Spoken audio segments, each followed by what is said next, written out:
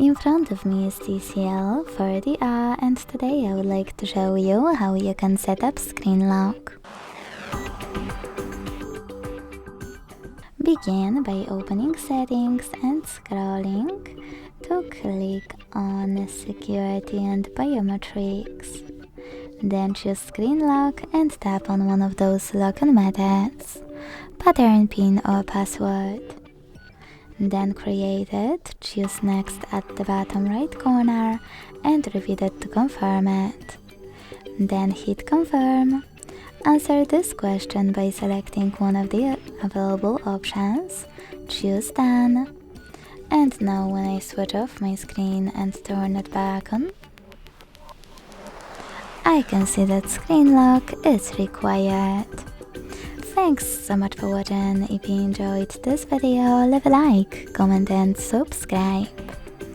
Bye!